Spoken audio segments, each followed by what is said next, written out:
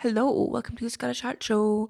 This week's guest is Louise, who is a comedian and poet and event organiser and lots of other things. Based in Dundee, he runs Icebreaker, Nicebreaker, Unhushed. He runs loads of stuff, and he's the new chair of Dundee Pride. We speak a lot about pride. We speak about queerness. We speak about policing queerness and do we want to define queerness? Is that helpful at all? We speak about all the admin it takes to run something, to be a creative in general. We speak about how you have to kind of come to terms with your own boundaries, your own values. Those might change over time. You might be, more comfortable doing something in 10 years than you are now. And we both kind of give examples of that. And Louise gives some really good advice to new comedians, to new creatives in general, to people who want to run events. And we speak a lot about comedy, we speak a lot about art, and just the creative process and being in it. And again, speaking about the use of fear, the use of audience, the use of kind of becoming immune to being humiliated and things like that. It was a really fantastic episode. I really enjoyed speaking to Louise. I said to him before that anybody who runs anything I want to hear from because A, you don't really get to speak about your practice a lot, and B, it takes a lot to run stuff. And I want to know, I run a lot of stuff and I want to know how everybody else is doing it. And I also want to hear about someone else's practice and all the thought that they put into it because it's often the stuff that doesn't make the cut when you're telling everybody else about it. Doesn't often make the funding application how much work you've put into it or how you specifically came to terms with whatever. So it's really fantastic to speak to Louise, and I'll put all the stuff below. There's also a little jump scare that I will trigger warn. It's not that scary, but prepare to jump and be scared. Yeah, I'll put everything below. Louise was really fantastic to speak to, and he gave really good advice. And he speaks directly to the camera a few times, so which was really nice actually, because I try and ignore unless I'm checking the time. But yeah, it was fantastic to speak to Louise, and it's great to get more comedians on because I really don't know anything about it at all. It's a totally different industry I know nothing about. So, and that's the kind of the point of this is that we all get to know each other better, and different industries we get to know better, and different techniques and points of view and all that. We all get to know it better. So, thank you so much to Louise for coming on, and I really hope you enjoy the episode and go and follow all his shit and make sure that you turn up at his gigs and stuff. Because he does a lot of things for a lot of people. He's a good egg. Okay, enjoy the episode. Bye. Are you okay to start now? Sorry, did I surprise Go for attack you it. there? Yeah, go for it. So you run Icebreaker, Yes. which is so. What is the? I was speaking to Georgia about this. How in art spaces there's like not a lot for people who are either beginning or just testing stuff or have Yeah, that kind of thing. Is that the idea behind it?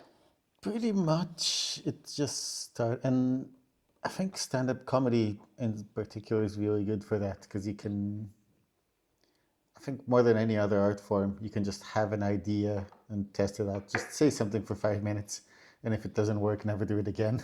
It Yeah. is very easy to just experiment with things. So I think it's a really nice way for people who've never really done anything creative or never really interacted with the art world. It's like a gateway, a creative thing. Mm. Yeah, so I started the Icebreaker about 8, 9 years ago now. Jeez. Yeah, and I was working in finance at the time. I was working at the Lions Trust and I was made a supervisor and I had a massive, well, not a massive, I had a slight existential crisis where I was like, is this what I'm doing for the rest of my life? I'm Mm-hmm. hating every second. So it started as I did just a stand-up comedy workshop at the Fringe and I thought this is fun.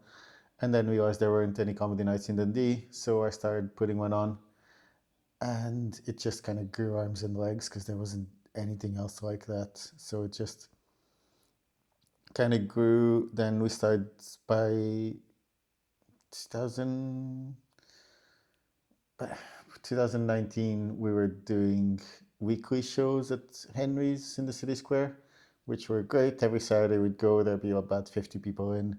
And I was looking into starting a full-time comedy club.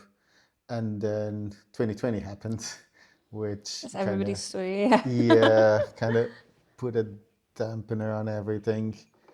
And like a few years later, when like during lockdown, I couldn't do comedy anymore, so I kind of moved on to other things, and I started doing poetry and kind of theater and kind of weird stuff that's harder to define, I guess. I thought you were going to Uh, say it's harder.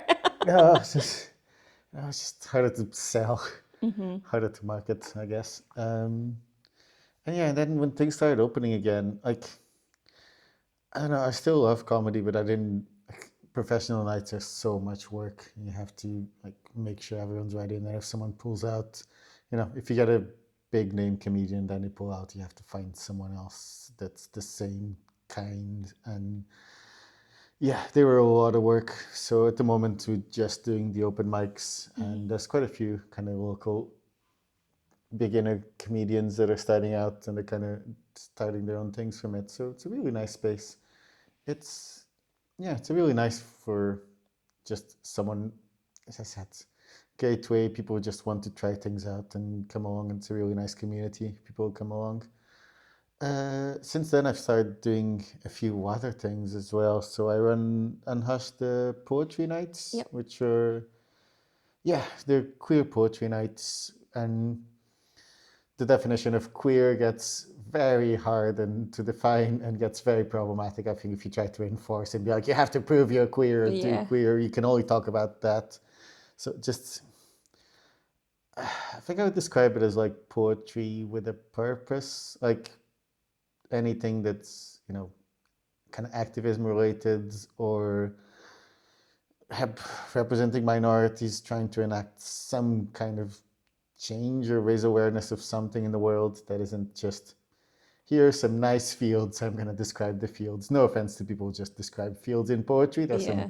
lovely poems that are just describing fields. But yeah, we kind of focus on the more activist side of it. And those are last Tuesday of every month at Steneckis. Hmm.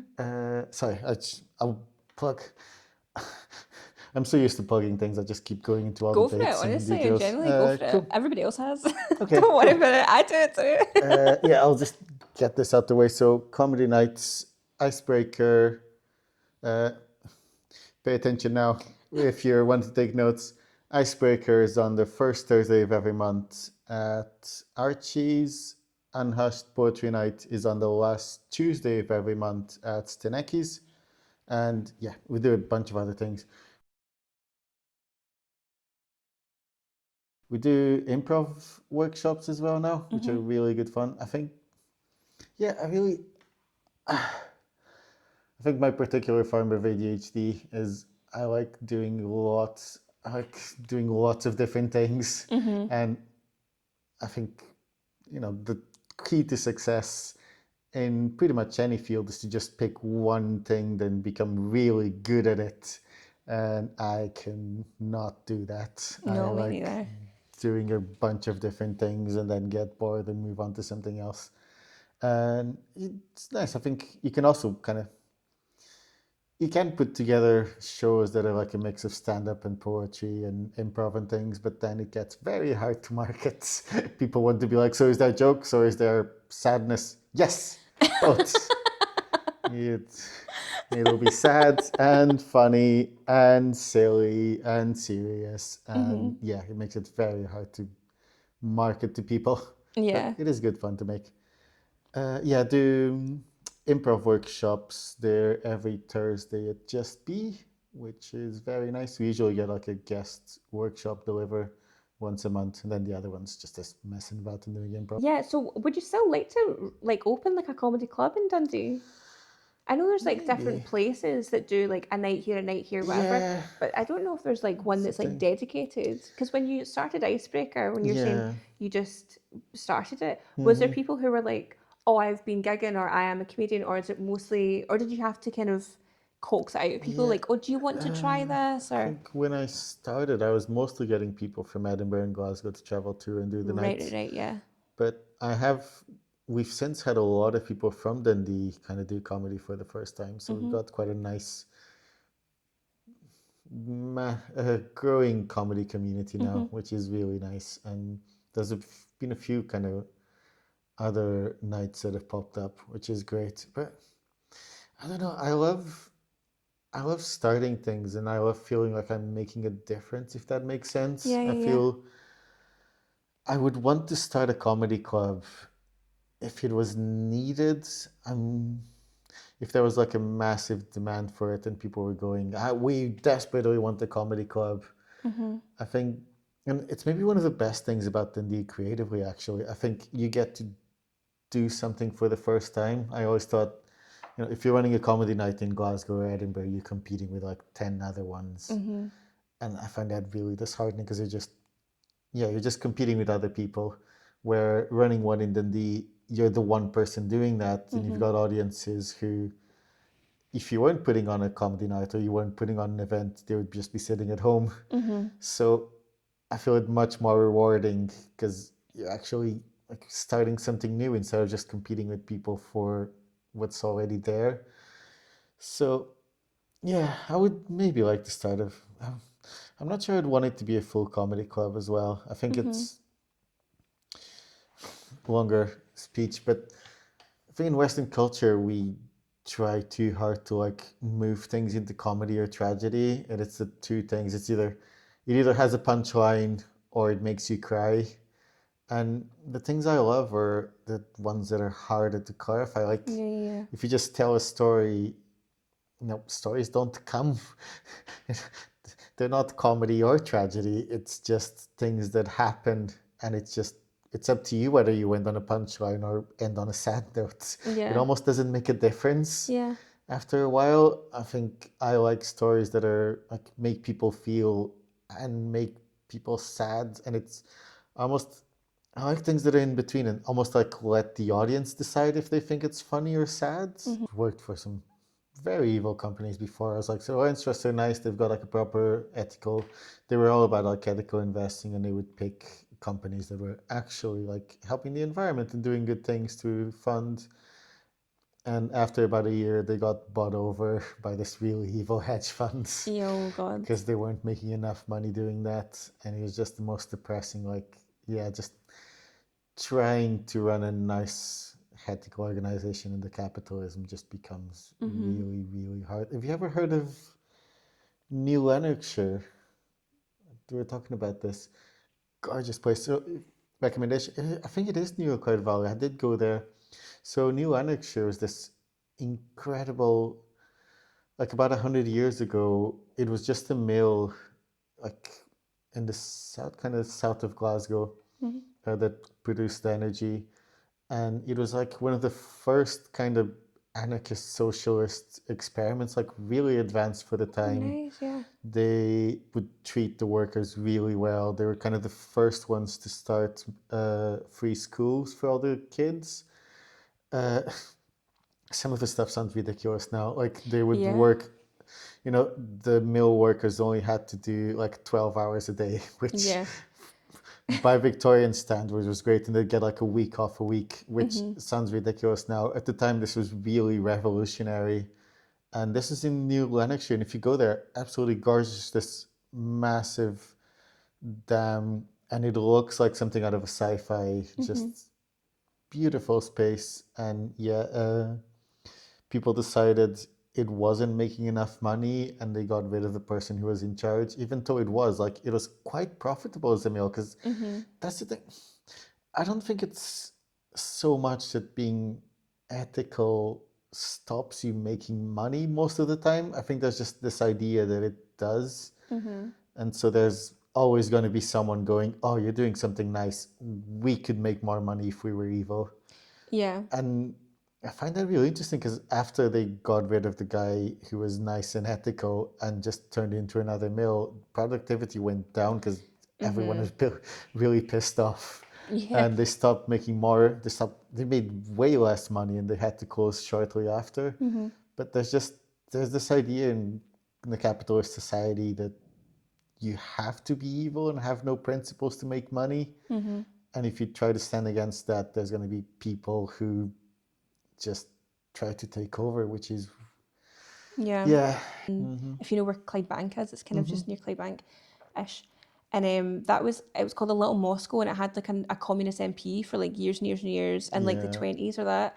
And when he was the MP, they unionized all the factories. It was like a textile kind of dye-in Yeah. stuff, and they were made like they made like loads of money, and it was really good, and everyone was happy. And it was the same thing with the schools, and Yeah. they like had parks and all this kind of stuff, and even the kind of like rich people, they were like fairly chill with them because they were like, Yeah. you're being pretty chill. But it's also maybe geographically, like once you it had like a river running through it that you could kind of, I suppose, like dump the dye into or whatever. Maybe not great now, but in like Yeah. 1901 everyone was like, that's a great idea, we should Yeah. definitely do this, fuck the river. Make them fish red. There's no way this will have cause trouble later on. Yeah, who gives a Yeah. fuck, mate? The fucking is blue now. I love Yeah. that. But Blue salmon. likewise, it just like I don't even know if it's like people are like, oh, this doesn't make enough money, because if you're good at finances or that, you would look at the, like, imagine if they had like, you know, their report in like 1902 or whatever, Yeah. and you're flicking through it going, productivity's up, wages are up, they're making more money than ever, more people are like wanting to work for them, which Yeah. means that they can open more mills and there's more, you know, whatever. But I think it's that other people, A, have more visibility because they're evil, and they maybe make more money because there's more of them. I think also when you have like a lot of, you're trying to make a safe workplace and whatever, because that's the other thing, was the big thing the unions were about was like, oh, here people keep getting crushed in these machines. What if we didn't do that anymore? Yeah. And everyone was like, what? Revolutionary. No! Wild. How will the machines work without Yeah. human sacrifices? Literally, yeah. What about our pagan overlords demand us to be like fucking accordioned up to death? Yeah. But yeah, I think it's like other places going, oh, you don't want that, and then like shortly after you got like Red Clydeside and like the big communist scare, and that kind of lasted for like a long time. It's a wild thing. I think it's people just, they're like, well, I don't want to do that, and if this catches on, and then I have to be nice to you, fuck that. I think it's Yeah. maybe also like these bosses being like, I don't really want you on the same par as me. Like Yeah. I'm used to, and generationally used to, having someone to kind of shit on. So maybe I want to keep you there because that's the only way I know how to interact with you. Yeah, that's the thing. There's a lot of money that goes into suppressing unions that people don't even realize. But it is. I've been thinking a lot about that with them, you know, with the kind of far right emerging now. It is mad the amount of money that gets channeled into kind of far right organizations now. Because there's. So, for those who haven't followed, I'm kind of vaguely associated with I support the anti-fascist demonstrations and things, even though I really hate noise.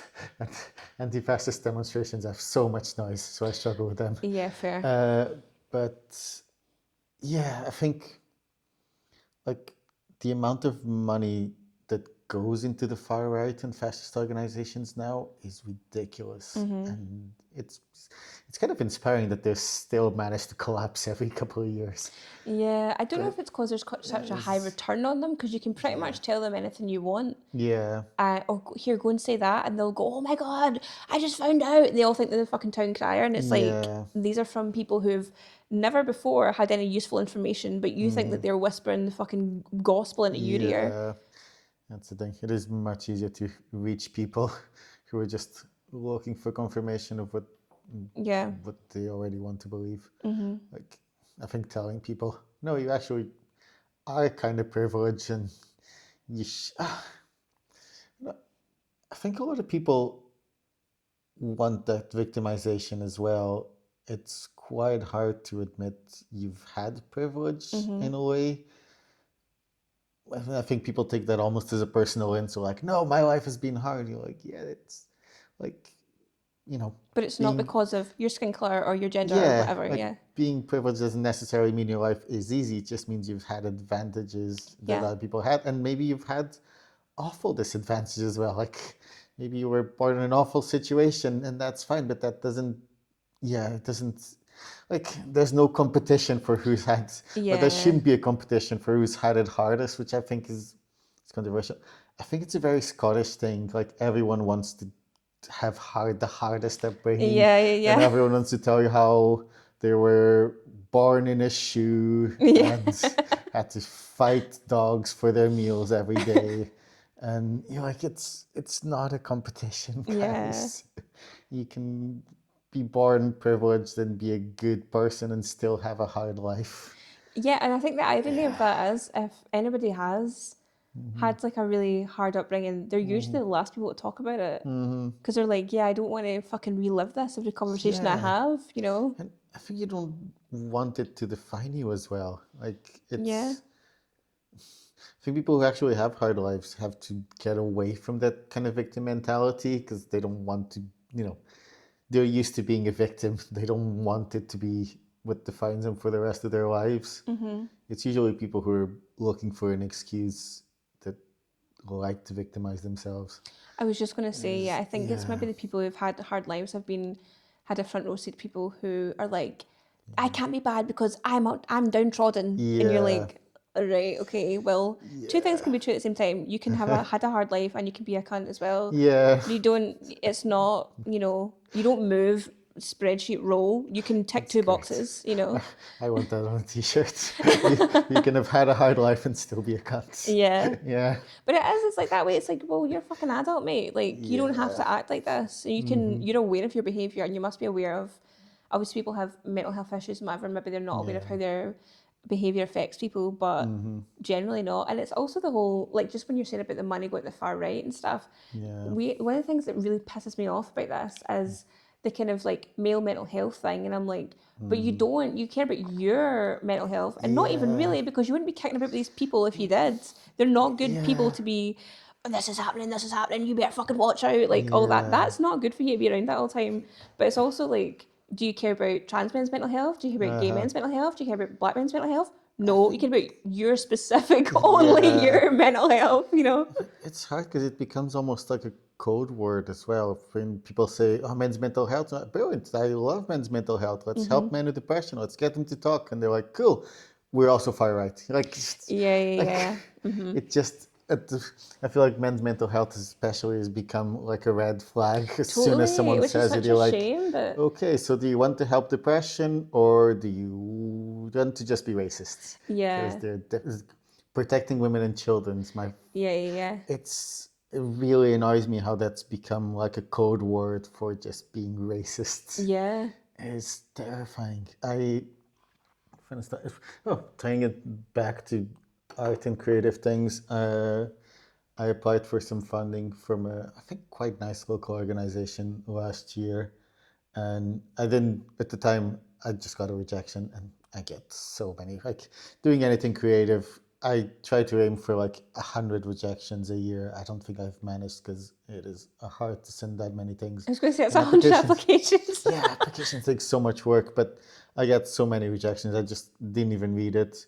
And recently they said they were going to have another run. So I was like, oh, find the past email and actually read to the feedback. And the feedback said, we think this project would have benefited from working with a local artist instead.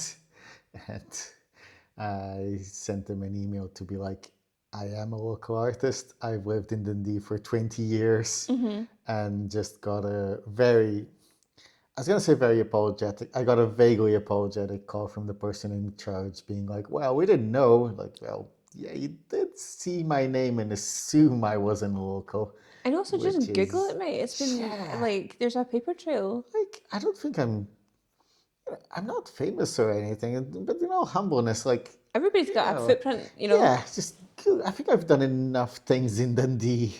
I would expect someone who's kind of connected to the local creative scene to kind of know who I am or be able to find me quite easily. Yeah. And yeah, it was a really annoying. And I don't think they even meant it that way, but I feel like locals just become like a dog whistling, like, For white, yeah. yeah, we don't want foreigners to get this money type thing. Yeah. And it's really hard as well because it's the thing, it only takes one person in the organization as well. Even if the rest of the organization is really nice, it only takes one person who's reviewing the applications to be like, no, actually, only Scottish people can get this. Yeah. And yeah, is Yeah, it's great. So, like, with, do you know Hayley Jane Dawson? They run the Scottish Working Class Network. yeah, yeah, And then me and Hayley made the Scottish Working Class database. yeah, And right away, people were like, what does Scottish mean? And we're like, when it's always fucking men. If you want to be Scottish, you are. That's always been the Yeah. fucking rule. That's always been the fucking rule. If you've never set foot in Scotland, and God knows the Americans do it. If you've Yeah. never set foot in Scotland, you want to be Scottish, fucking do it. Who cares? Who Yeah. cares? We need bums on seats. I work at the golf. The amount of people in Texas, like, I'm 100% Scottish. Yeah. Yeah. Yeah. I Yeah. think. But yeah, I'm like, what is it ever fucking meant? It's a fucking word, who cares? And it's also like, I don't know, I'm like, I think that it sounds to be like proud of your nationality or where you're from or whatever, but I'm like, at the end of the day, it's fucking made up. You know, Yeah. these borders and whatever aren't real, so everybody fucking chill out. It's a word. And I don't know, Scottish to me just means like not English. I'm like, sounds great. There's two kinds of people in the world, Yeah. Scottish and English. Yeah. It gets tricky when you've got, I don't know, because for, people talk a lot about personal branding and you have to just like pick one thing to be yours and that's your thing. And I think I'm really bad at that because I'm like mixed, I'm Portuguese, but I've been here for like 20 years. So I'm like, am I Scottish than Yeah. Dodgy most of the time? And like, I'm the chair of Dundee Pride now, but I was married to a woman for like 15 years and I've got a child. So it gets a very, I don't know, I feel almost like I need to prove my queerness to be like, Yeah. I swear I am queer enough to be in Yeah. charge of Dundee Pride, if that's even one. Should that be one of the requisites? Yeah. People, that's another thing. Dundee Pride has been criticized in the past for not having enough representation from all these different groups. And we're always like, anyone can apply. Like, literally, it's a charity. We're always asking for more people to join the board. And it's the people who step up are the ones on the board now. It's the people who responded. And I don't think there's been like anyone who's ever wanted to be on the board who hasn't. But you're like, how do we then, do we force people Well, that's just to it. tick this box and say we Yeah. have one of this kind and one of this kind? Well, it's also like a lot of time people are saying, like, oh, you should have, or you should have like non-binary people. The person Yeah. saying it isn't non-binary. They're just volunteering someone's time, and you're like, Yeah. being on a board's actually quite a lot of work. Everyone, Yeah. I feel like it's like a total thing in creative industries. Oh, yeah, I'm on the board with this, da da da, da. And you kind Yeah. of think it's maybe like a board in like the 90s pure corporate sense that they go and play some golf and have some whiskey and fuck Yeah. off and see you in 6 months and whatever. It's actually quite a lot of emails and Zooms and work and research and stuff and all this kind of shit, and you're like, you can't really just volunteer somebody for that. And if nobody is applied, you also don't ever want to like reach out to someone, hi, I think you could do this 30 hours of a work a week that is unpaid. I think you'd love it. That's a bit of a kick in the teeth. I think I don't know, even if it is nice, it feels like you're reducing people to just this one characteristic. Yeah. You have to be like, actually, we want a person with this specific minority, and that's why we want you. Just, I know it feels icky, and I guess I'm not. I guess it is just inevitable sometimes, but I feel like I have to do that, and I'm applying for things, and I have to be like, I tick this box and this box and this box, and it feels so cheap to be like, I should want me because I'm competent and because I know what I'm doing and because I do all these things. But yeah, you have to almost sell yourself. Yeah, you kind of have to reduce yourself to these tick boxes. Yeah. And a lot of time, like, again, like when we're making the working class database, we had people saying, well, what is working class? And we were like, use your fucking common sense. We're not going to make, like, we'd both said that we'd applied for things before, and it's like, what was your home situation? What was your parent doing at this time? Did you qualify for school lunch? Did you whatever? And then sometimes it's like, tell us about that. And it's like, you want me to open my fucking veins for, to get money that would put me at less than minimum wage? Do you know what I mean? You could fuck off. Like, it's just not, but it's again, like, who can put up with that and who can, it kind of as you just, after a while, it becomes kind of scar tissue to you, and you're just like, right, you remember the spiel, on you go, write it away, and then, but it's also like, I don't know these people on the other end of this. I don't really want them to know my business like that. I also feel like you then have to justify it if you're, we've all heard the whole, oh, she says she's bisexual, but she only dates men. It's like, who cares? Yeah. Like, if you say you're bi or you're queer in some way and then you you're in a straight relationship, people are like, oh, you were lying all along. No, it's just none of your business. Yeah. And then if you go out with women, then it's also, or if you go out with men, then it's also Yeah. like, oh, you're actually this or you're actually that. I'm Yeah. actually not a fucking liar, by the way. And you actually don't need to be my fucking business. I'm just letting you know. I think I've been working on a new bit about this, but I think trying to describe a sexuality to a straight person is like I just pick someone in the audience and I just go, oh, so they like blondes or brunettes? And regards to they say brunette. Oh, so you're brunette sexual then? So you only like brunettes. What happens if you date a blonde? Oh, then you then become a blonde sexual. Like, Yeah.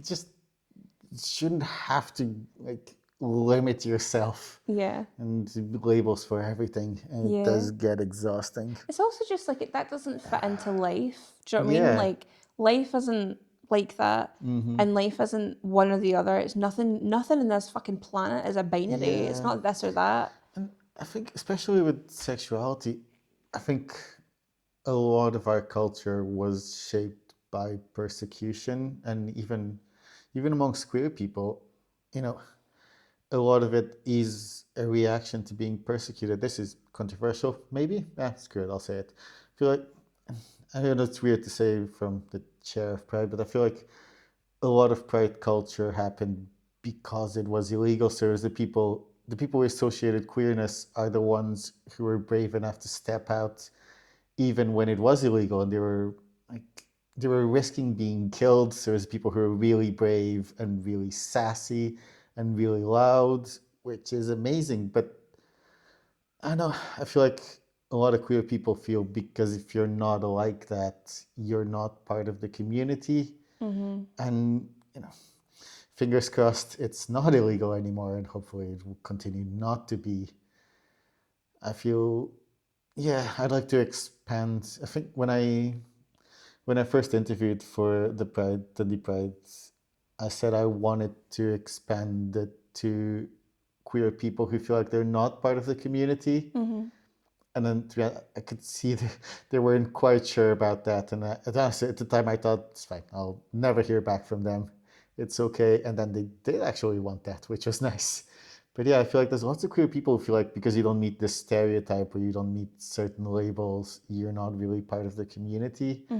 And I think if there's, this is quite new. I only became the chair like last week. I think if there's one thing I would love to do with Dundee Pride is like expand it to people who feel like they don't meet stereotypes, or they can't or don't want to justify themselves to society. Which really is pride, isn't it? Like Yeah. that's kind of what I think. If you went back in time, like the people who are saying like, oh, if you're bi and you're going out with a girl, you're going out with a man.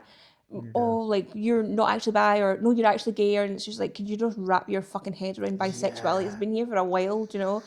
But I think if you went back in time and or like, could kind of, what the fuck is that film called where they're like radical and whatever, they go back in the mud. Oh, Bill and Ted. If you Bill and Tedded fucking Harvey Milk or whatever, and you said, oh, what do you think about this? There are people, queer people who are policing each other. How do you feel about that? He'd be like, are you fucking kidding me on? Why are we doing that? Here, by the way, that's not why I did any of that. I think if you asked anybody, they'd be like, I didn't do all this so every cunt could be fighting behind me. Yeah. You're meant to be like having each other's backs, you know? So how did you was it something you were wanting to do for a wee while, or had you kind of, because you worked in finance, did you go to uni for finance, or is that something you fell into as well? I studied accountancy because I just wanted something that guaranteed me a job. And fairness, I was going to say. Yeah. And that's the thing, yeah. I didn't have a particularly tough upbringing, but I went to quite a rough Portuguese school, and the career advisor was basically, oh, you're good at math, you should study accountancy. And I was like, okay, because it's guaranteed a job. And I think there's a lot what a lot of people don't realize when you go to a working class school, you often don't get told that the arts are an option. You just don't get, it doesn't even get introduced to you at that point. I think there's a lot of dialogue about, oh, only rich people do creative things now. And there's lots of reasons for that, and some of them are very hard to change. But I think a lot of the reason for that is just when you go to a working class school, it just doesn't get presented as an option. Yeah. Like you don't get to engage with anything creative a lot of the time. In Portugal anyway. It might be different in the UK, but yeah. No, I don't think so. I think there's like not there's an urgency when you're in school of you're here to get a job. You're also here so your Yeah. parents don't get to jail for not putting you in school. Uh-huh. But you're here to pass your exams, get a job. It's also somewhat for the school to be like, we've had X amount of people go into Yeah. uni or go into work or get A's or whatever. Studied the which I think is much more a creative pursuit than people realize. I've always loved that. I was in theater club in school, and I think I grew up in a very Catholic, like very strict household. I had 12 siblings, and it was very like, you will respect your elders and go to church every Sunday and everything. And I didn't really fit in. I think to me, comedy, at the time anyway, was like the opposite of it. Was like an escape from all that. Like I would stay up at night and watch. They had something called Brits in Portugal. They had Brit Club or something. They would show kind of British sitcoms at night. You know, all the really Right, old okay. Owl and Blackadder and stuff. So that was like,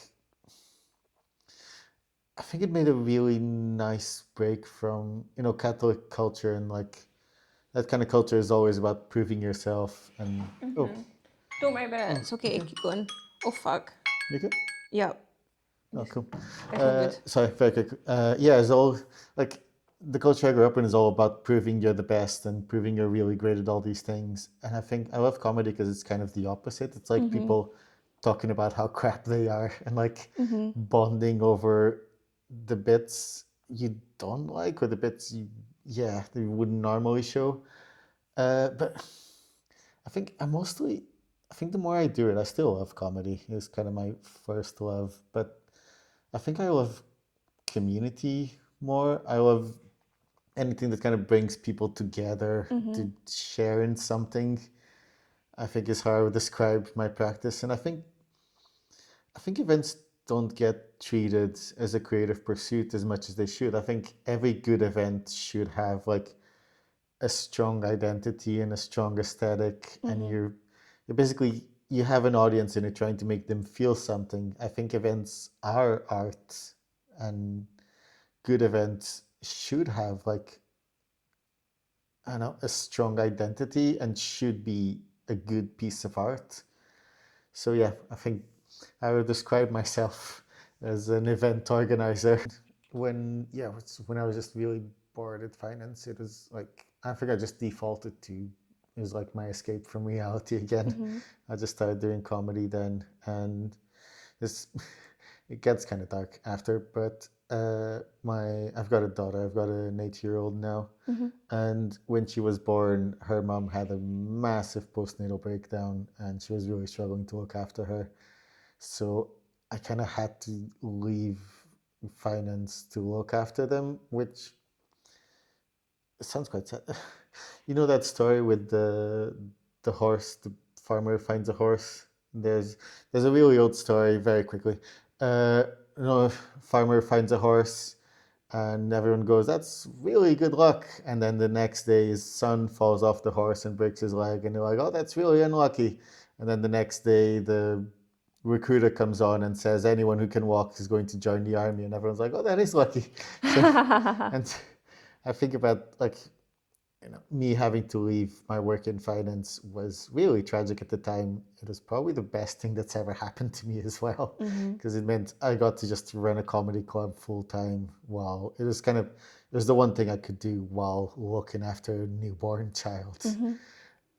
So it all kind of grew and escalated from that. So actually, yeah, I think that's quite a nice bit to end on. If we're wrapping up, I think especially when you do anything creative, there's lots of things that'll look really awful at the time and look like massive setbacks and just force you to move on to other things that a lot of the time turn out to be really good and like help you grow and move into things that are much better for you. So keep that in mind if you're going through hard times. Yeah, Definitely like in art, like me and Georgia were talking about this, about the kind of use of audience and stuff.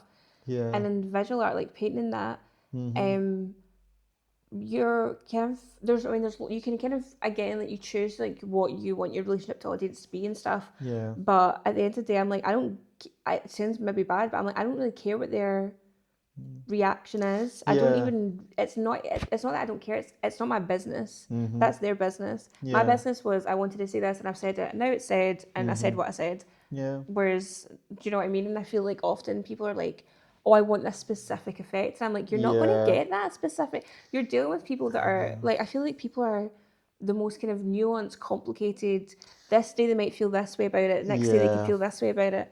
You don't know. And that's kind of it's kind of the point in it. It becomes a Yeah. measuring stick I almost. think it goes back to the whole like dealing with the practical side of it. Because I think if you're trying to sell a show, you're trying to get funding for a show, you need to say, okay, so this is a comedy, or this is a tragedy, or this is like a specific thing that they can understand. Mm-hmm.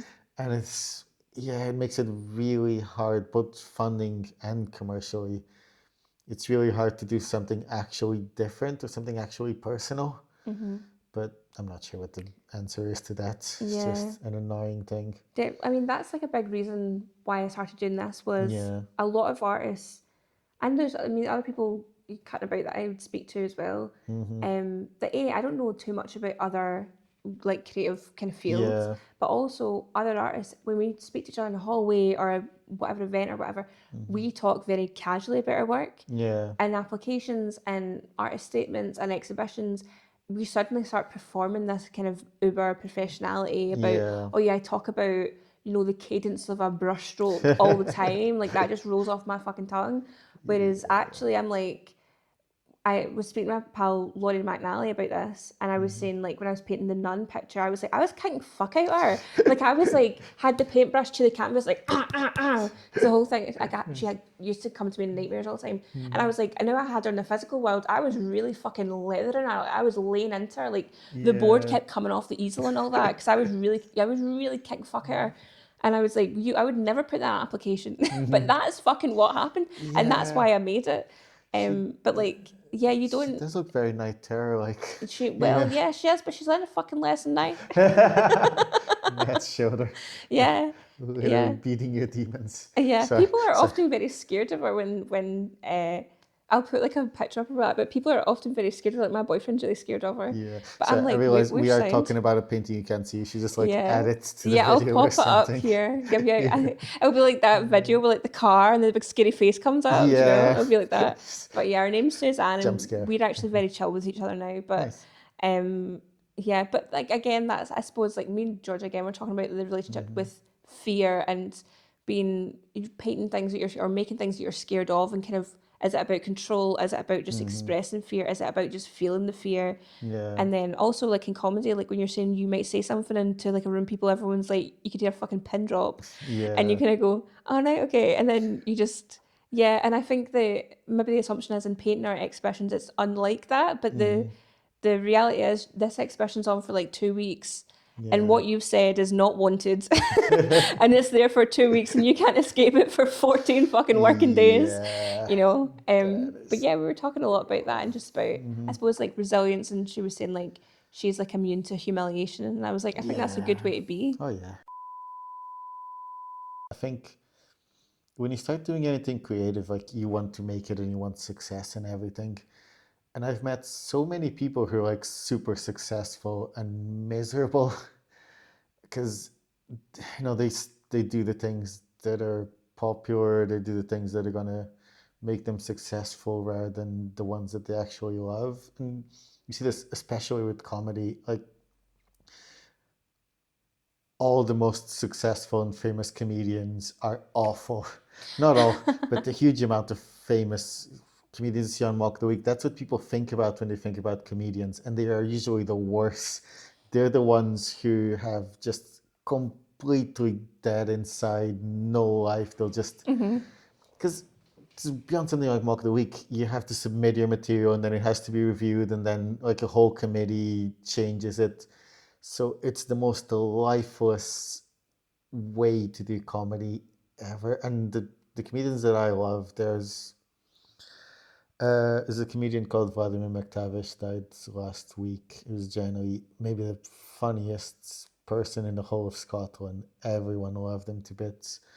And I just found him really inspiring because he was just, he was never on, I don't think he was ever big on TV or anything, but he just loved every single gig he did. He was incredible, and the audience loved him, and he connected with the audience, and they were always different. Like he would actually connect with the audience, and just yeah, how much he loved it just really shone and just made it always incredible to watch.